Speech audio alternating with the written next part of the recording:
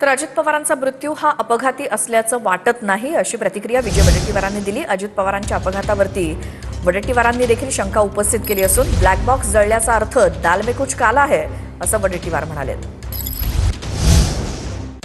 तर अनेक गोष्टी या संशयाच्या चक्रात अडकत चालल्यात, असं रुपाली पाटील म्हणाल्यात। आमचा संयम सुटत चाललाय, अजून धीर धरणार नाही।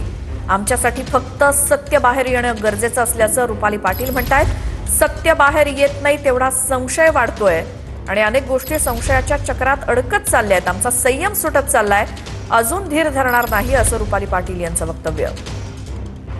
अपघात यावरून खूप चर्चा महाराष्ट्रात देशाभर झाली। अजित पवारांचा मृत्यू हा काही अपघात वाटत नाही अशा प्रकारच्या शंका ज्या उपस्थित झाल्या, त्यामध्ये काही प्रमाणात अशा ज्यावेळेस गोष्टी ज्यावेळेस ब्लॅक बॉक्स खराब झाला आहे किंवा तो हे होता त्याच्यातून काय निघत नाही, याचा अर्थ असा निघतो की दाल में कुछ काला है।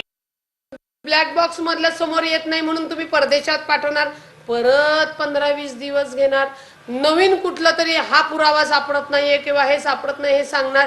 अशा अनेक गोष्टी ज्या आहेत या खरंच खूप संशयाच्या चक्रामध्ये अडकलेल्या आहेत आणि तसं आमचं सुद्धा मनाचं खच्चीकरण होत चाललंय, आमचं संयम सुटत चाललेला आहे।